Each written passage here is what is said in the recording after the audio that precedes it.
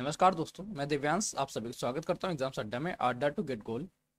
इस श्रृंखला में हम लोग बात कर रहे हैं पॉलिटी के बारे में, भारतीय राज्य व्यवस्था के बारे में, जिसमें हम लोग एक टारगेट लेके अपने चले कि 75 डेज के अंदर हम लोगों को फाइनल सिलेक्शन लेना है यूपी ट्रिपल एस सी को लेके, जिसमें यूपी ट्रिपल एस सी ने 2 एग्जाम्स के सिलेबस अभी दिए हुए हैं, जिसको जूनियर असिस्टेंट्स और वीडियो एग्जाम बोलते हैं, इनके सिलेबस हैं। बाकियों के सिलेबस अभी इतने डिटेल में नहीं आए हैं। अब ऐसा नहीं है कि इसमें हम लोग पॉलिटिक बात कर रहे तो UB triple S junior assistant video में ही ये काम देगा। जैसे आज के दिन हम लोग बात करने वाले हैं प्रस्तावना के बारे में। प्रस्तावना में जैसे एक क्वेश्चन है कि इसमें केवल एकमात्र संशोधन हुआ, जिसको 42वां संविधान संशोधन बोलते हैं, कॉन्स्टिट्यूशन अमेंडमेंट। तो ऐसा नहीं है, अगर आप एसएससी को पूछेगा तो उसमें 42वां संविधान संशोधन की जगह 44वां हो जाएगा, या डिफेंस पहुंचेगा तो डिफेंस पावरफुल रहा तो उसने 46वां संविधान संशोधन कर दिया। नहीं, ऐसा पॉसिबिलिटी नहीं है। पॉसिबिलिटीज यही रहेगी कि जो पॉलिटी यूपी ट्रिपल एस के लिए वैलिड है वही एसएससी के लिए, वही डिफेंस के लिए और वही बाकी एग्जाम्स के लिए। हाँ, पर यहाँ पे आपको डिटेल में थोड़ा एनालिसिस कम मिलेगा। ये चीज़ हम लोग लक्ष्मीकांत पुस्तक से ले रहे हैं, इसलिए उनको श्रेय देना बहुत ज़्यादा जरूरी है। चलिए आज हम लोग बात करते हैं आज के सेशन के बारे में, जिसमें हम लोग प्रस्तावना के बारे में बात करेंगे। तो वो प्रस्तावना है क्या? जब हमारे संविधान की पुस्तक को लिखा गया तो सबसे पहले एक पृष्ठ बनाने की संकल्पना श्री नेहरू जी ने की, जिसके माध्यम से हमारे मन में एक मस्तिष्क आ जाए, हमारे मन में एक थॉट आ जाए कि एटलीस्ट इस पुस्तक में दिया क्या गया। जैसे हम लोग कभी कोई बुक देखते हैं तो बीज बुक पढ़ने से पहले उसमें एक पेज होता है स्टार्टिंग में, भूमिका।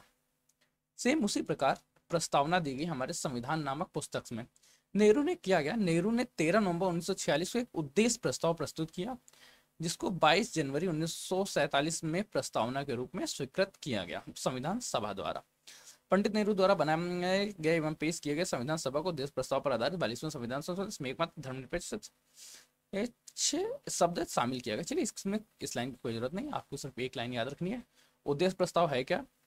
13 दिसंबर 1946 को पंडित नेहरू ने जो उद्देश्य प्रस्ताव प्रस्तुत किया, उसे ही 22 जनवरी 1947 में प्रस्तावना के रूप में स्वीकृत किया गया। लाइन याद रखिएगा। प्रस्तावना की रूपरेखा, हमारे जो प्रस्तावना है इसको याद रखना। वर्तमान रूपरेखा की बात करें कि इसमें कुछ संशोधन हुए हैं, उन संशोधन के पश्चात क्या है याद रख लीजिएगा। हम भारत के लोग, इसमें से कुछ स्पेशल लेटर्स आएंगे जिन पे हम लोग हाईलाइट कर लेंगे, उन पे बात करेंगे। बहुत ज़्यादा इंपॉर्टेंट वो लेटर हैं, उनसे एक न एक रिलेटेड क्वेश्चन जरूर आते हैं। हम भारत के लोग भारत को संपूर्ण प्रभु संपन्न समाजवादी धर्मनिरपेक्ष लोकतांत्रिक गणराज्य बनाने के लिए और इसके समस्त नागरिकों को सामाजिक आर्थिक राजनीतिक न्याय विचार अभिव्यक्ति धर्म विश्वास व उपासना की स्वतंत्रता प्रतिष्ठा अवसर की समता प्राप्त कराने के लिए तथा व्यक्ति की गरिमा और राष्ट्र की एकता अखंडता सुनिश्चित करने वाला बंधुत्व बढ़ाने के लिए दृढ़ संकल्पित होकर अपने इस संविधान सभा को आज दिनांक 26 नवंबर 1949 को एतद द्वारा संविधान में अंगीकृत कर। अब यहाँ से आपको 2 क्वेश्चंस मिलेंगे। सबसे पहले एक क्वेश्चन इनमें से किन्हीं भी लेटर्स के बारे में जिनको हाईलाइट किया गया, उसकी डेफिनेशन पूछ सकते हैं कि इससे क्या अभिप्राय है। दूसरा, हमारे संविधान की शक्ति का स्रोत क्या है, संविधान की शक्ति का स्रोत क्या है, संविधान को पावर कहाँ से मिलती है। तो ध्यान से देखिए, हमारे संविधान की जो पहली लाइन है, हम भारत के लोग, प्रस्तावना संविधान की सबसे ज्यादा पावरफुल लाइन क्या है? हम भारत के लोग। संविधान की शक्ति का स्रोत क्या है? हम भारतीय लोग। ये कब स्वीकृत किया गया? 26 नवंबर 1949 को। अब इन लेटर्स जितने भी, इन लेटर्स के बारे में हम लोग एक के बारे में डिटेल में पढ़ेंगे। जैसे प्रस्तावना के कुछ मुख्य शब्द हैं जिसमें संप्रभुता। तो संप्रभुता का आशय क्या है? संप्रभुता का आशय यह है कि भारत जो राज्य है, भारत स्वतंत्र राज्य है, इसके आंतरिक या बाह्य मामले में किसी भी शक्ति का हस्तक्षेप वाजिब नहीं होगा। इसके रिटर्न में संप्रभुता थोड़ा सा गलत लिखा है, इसको सही पढ़ लेंगे। संप्रभुता शब्द का आशय है भारत में किसी अन्य देश पर निर्भर नहीं है, ना ही अन्य देश की डोमिनियन है, इसके ऊपर कोई शक्ति नहीं है, यह अपने मामले आंतरिक एवं बाह्य मामलों का निस्तारण करने के लिए स्वतंत्र है। ये एक जो मैडम नहीं है जिन्होंने बताया था कि 99 साल की लीज पे हम लोगों ने लिया, ऐसा कुछ नहीं था। हमारे में एक लेटर लिखा हुआ है संप्रभुता है, जिसका आशय ये है कि भारत पूर्णतः स्वतंत्र है, ये किसी भी अन्य देश का डोमिनियन नहीं है, इसके आंतरिक तथा बाह्य मामलों में किसी भी प्रकार के निर्णय लेने हेतु या किसी भी बाह्य मामले में निस्तारण करने हेतु ये स्वतंत्र रहेगा, इस पे किसी का भी हक नहीं है। समाजवादी, समाजवादी का आशय क्या है, ध्यान रखिएगा। समाजवादी है कि जो कंप्लीट समाज को लेके एक साथ चलेगा, इसके लिए निचले से लेके ऊपरी वर्ग सभी समान रहेंगे। ये 42वां संविधान संशोधन 1976 द्वारा, संविधान संशोधन पहला थोड़ा सा गलत लिख दिया, कोई दिक्कत नहीं। संविधान संशोधन से पहले देखो, इसमें ये बताया गया कि 42वें संविधान संशोधन 1976 से पहले भी यह राज्य की नीति निर्देशक सिद्धांतों के तहत एक लक्षण मौजूद था। मतलब समाजवादी लेटर ऐसा नहीं कि 42वें संविधान संशोधन में जोड़ा गया, परंतु इससे पहले यह हमारे डीपीएसपी में शामिल था। अब डीपीएसपी कल आपने पढ़ा था, कल के दिन आप ध्यान रखिएगा कि लास्ट वीडियोस को आपको पढ़ना जरूरी है, या लास्ट वीडियोस के बारे में आपको नॉलेज होनी चाहिए। डीपीएसपी किस आर्टिकल के अंतर्गत आते हैं वो आप ध्यान रखिएगा, लास्ट पूछा जाएगा, ठीक।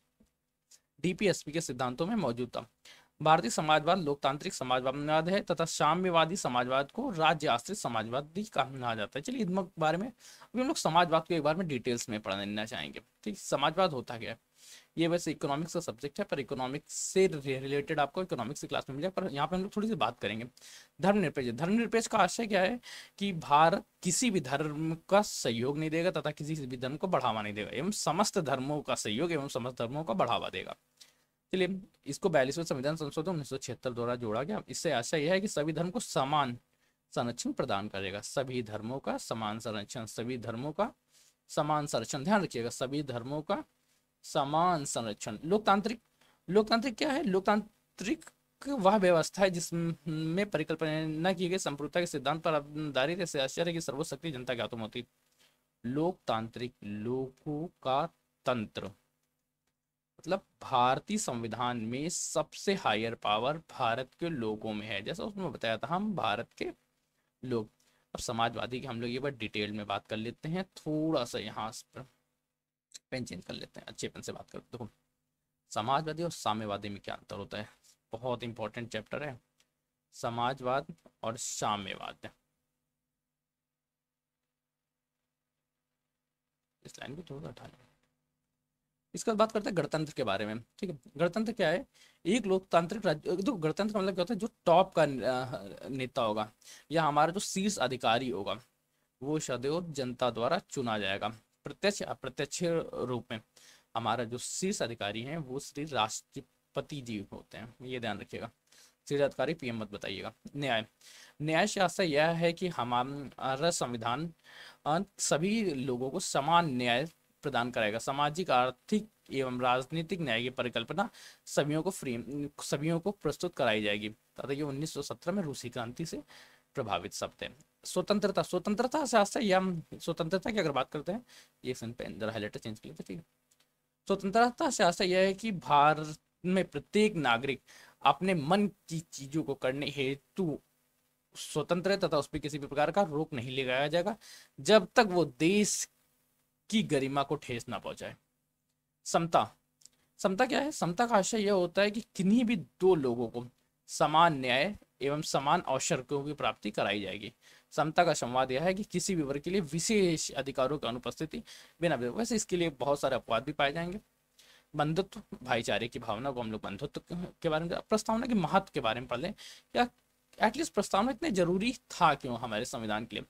पहला तो यही है कि जैसे ये हमारी पुस्तक है, जो प्रथम पेज से हम लोग पूरे बुक के बारे में जान लेते हैं। सेम प्रस्तावना को पढ़ के आप हमारे संविधान की विशेषताओं के बारे में जान सकते हैं। हमारे संविधान की विशेषताएं बात करें, ये कठोर भी है, सॉफ्ट भी है, मतलब मिक्स है, हर एक तरह का संविधान है। यहाँ पे एक सेकेंड, कुछ एरर्स हो गई, चलिए ठीक है, कोई नहीं, पता नहीं इकोनॉमिक राज्य व्यवस्था में कैसे, चलो ठीक है, कोई दिक्कत नहीं, चलिए चल रहा है। अब केएम मुंशी की बात करते हैं, तो केएम मुंशी के अनुसार क्या है, प्रस्तावना हमारी देखो प्रस्तावना के बारे में कई लोगों ने लिखा है, जिसमें अगर केएम मुंशी ने लिखा है, प्रस्तावना हमारी संप्रभु लोकतांत्रिक गणराज्य का भविष्य फल है। पंडित ठाकुर दास गौरव कहते हैं, प्रस्तावना संविधान का सबसे सम्मानित भाग है, संविधान की आत्मा है, संविधान की कुंजी है। संविधान की आत्मा, संविधान की कुंजी के पंडित ठाकुर दास गौरव द्वारा बताया गया। संविधान को संविधान को, वो संविधान की आत्मा प्रस्तावना को तथा संविधान की कुंजी, एक सेकंड, प्रस्तावना से ही हम लोग पूरी से रीड करते हैं। देखिए इकोनॉमिक्स से रिलेटेड है, economic.in भारतीय राज्य व्यवस्था सही लिखा हुआ, उसमें कोई दिक्कत नहीं है, जहाँ रख लो, ऐसे बोलो तो वो सही पकड़ेगा, ऐसे बोलो वो सही नहीं पढ़ रहा है, ऐसे वो सही पढ़ रहा है। यहाँ पे एक सेकेंड इरेजर ले लो, कहाँ शुरू करा, जहाँ पर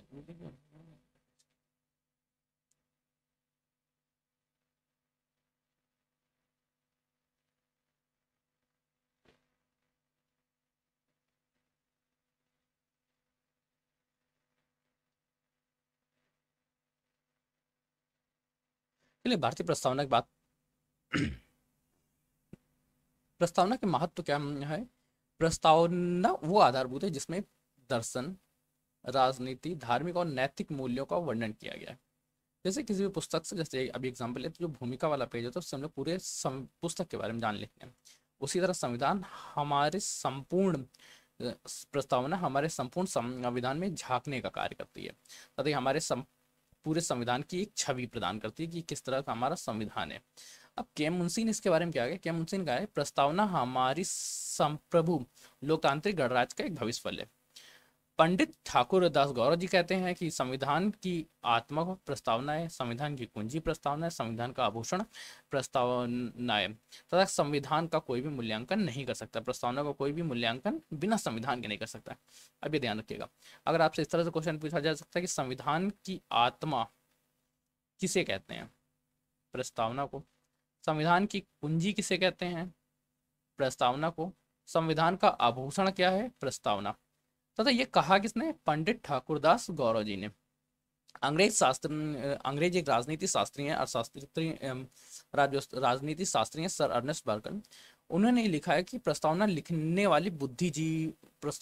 वालों को बुद्धिजीवी बताया है तथा इसको संविधान का कुंजी नोट कहा है। संविधान का कुंजी नोट किसने बताया? ये ध्यान रखिएगा, बहुत इंपॉर्टेंट आपके लिए पड़ जाएगा। संविधान का कुंजी नोट किसने कहा है? संविधान का कुंजी नोट अर्नेस्ट बर्कलेन जी का। एम हिदायतुल्लाह जो हमारे यहाँ के पूर्व न्यायाधीश भी थे, उन्होंने बताया है प्रस्तावना अमेरिका की स्वतंत्रता की घोषणा के समान है, लेकिन यह घोषणा से ज़्यादा यह हमारे संदेह की आत्मा है, हमारे संविधान की आत्मा है। थोड़ा सा यहाँ गलत लिखा हुआ है, इसको एक बार हम लोग संशोधित कर लेंगे। चलिए हम लोग ब्लैक कलर से ही संशोधन कर लेते हैं। संविधान की आत्मा है यहाँ, चलिए यही आप लोग जानते तो हैं इतने। बताइए, संविधान की आत्मा है जिसमें हमारे सामाजिक तौर के राजनीतिक समाज के तरीकों को दर्शाया गया। इसमें गंभीर संकल्प। अब क्वेश्चंस देखिए, इस लाइन से कहाँ से क्वेश्चन बन सकते हैं? कुंजी नोट, संविधान का कुंजी नोट क्या है? प्रस्तावना। तथा प्रस्तावना को संविधान का कुंजी नोट किसने बताया? सर अर्नेस्ट बर्कले जी ने। ठीक, यहाँ के क्वेश्चंस आपको कंफर्म है। किसी भी लेटर्स के बारे में डेफिनेशन पूछ सकते हैं। इसके बाद हम लोग बात कर लेते हैं कि प्रस्तावना को लेकर विवाद कई समय पे हुए। जैसे बेरूमल संघ मामला होता था, इसमें बताया जो सुप्रीम कोर्ट था, सुप्रीम कोर्ट का कहता है कि संविधान जो है केवल संविधान निर्माताओं की मस्तिष्क की कुंजी है तथा ये संविधान का हिस्सा नहीं है। क्वेश्चन आपसे फिर से इस तरह से पूछा जा सकता है कि संविधान में प्रस्तावना संविधान की कुंजी नहीं है, ये कब बताया गया? बेरूवाड़ी बाड़ी है, ये तो बड़ी नहीं रड़ी है, ध्यान रखिएगा। बेरुवाड़ी संघ मामला 1960। फिर इसके बाद केशवानंद भारती मामला 1973। सुप्रीम कोर्ट ने अपने ही पुराने वाले मतलब बेरुवाड़ी मामले को अस्वीकार कर दिया तथा यह बताया कि प्रस्तावना संविधान का अति महत्वपूर्ण हिस्सा है तथा उल्लेखनीय महान विचारों को ध्यान में रख के संशोधन किया जा सकता है। मतलब प्रस्तावना में हम लोग संशोधन तो कर सकते हैं, परंतु संविधान की जो मूल भावना है, मूल भावना को ठेस पहुंचाए बिना संशोधन करना होगा। मूल भावना को ठेस पहुंचाए बिना हम लोग संविधान में संशोधन कर सकते हैं तथा प्रस्तावना में संशोधन कर सकते हैं तथा प्रस्तावना संविधान का मूल भाग है, अति महत्वपूर्ण भाग है। ये बताया 1973 में। 1960 में क्या था? 1960 बेरूबाड़ी, ये डी अगर आपको समझ में ना आ रहा तो इसकी एक बार डिटेल का सर, और वो रानी रा है। ब्लैक कलर से कर लेते हैं, ब्लैक कलर से तुरंत समझ में आ जाता है। बेरूबाड़ी मामला, ठीक। केशवानंद भारती मामला, इसके 3 मामले हुए थे जो मुख्य रूप से बहुत इंपॉर्टेंट होते हैं। 2 पढ़ चुके, तीसरा है LIC मामला। ठीक है। LIC ऑफ इंडिया ने 1995 मामले में इसमें एक पुनः व्यवस्था दी गई प्रस्तावना संविधान का आंतरिक हिस्सा है। इसमें इन्होंने दोबारा से बताया था और सब बताने का काम। देखो संविधान, जब कभी हमारे संविधान की व्याख्या की बात करें तो संविधान की व्याख्या केवल एक ही शीर्ष अदालत कर सकती है, उसे बोलते हैं उच्चतम न्यायालय। प्रस्तावना के लेकर दो मत हैं जो बहुत ज्यादा व्यापी, इनके बारे में हमेशा ध्यान रखिएगा। प्रस्तावना न तो विधायिका की कार्यशक्ति का स्रोत है, न ही उसकी शक्तियों पर प्रतिबंध लगाता है। यह गैर न्यायिक है, जिस प्रकार DPSP है, DPSP भी एक गैर न्यायिक है। अर्थात इसकी व्यवस्थाओं को लेकर न्यायालय में चुनौती नहीं दे सकती। एक जो इंपॉर्टेंट की पॉइंट्स है इसको याद रखिएगा।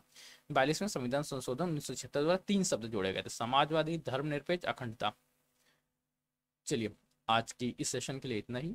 पॉलिटी में ये चीज़ है कि अगर प्रस्तावना से रिलेटेड कोई भी क्वेश्चन आता है इसको आप अच्छे से 2 बार पढ़िएगा, आपको ये श्योर हो जाएगा कि उसमें से कोई भी क्वेश्चन सबसे गलत ना हो। थैंक्स इतनी वीडियोस देखने के लिए। अगर आपको ये वीडियोस अच्छी लग रही तो लाइक करिए, शेयर करिए और हमारे इस चैनल को सब्सक्राइब करिए भविष्य में जुड़े रहने के लिए। अगर आपको ये बात अच्छी नहीं लग रही है तो आप इसे डिसलाइक भी कर सकते हैं। मैं तो कहूँगा कि आप डिसलाइक के बटन 2 बार दबाएं ताकि मुझे ये जान के बेहद अच्छा लगे कि आपने कितना डिसलाइक किया है। और कमेंट्स करना बिल्कुल ना भूलिएगा, जो भी आपको कमियाँ या सुधार लगे। Have a great day, enjoy your day dears.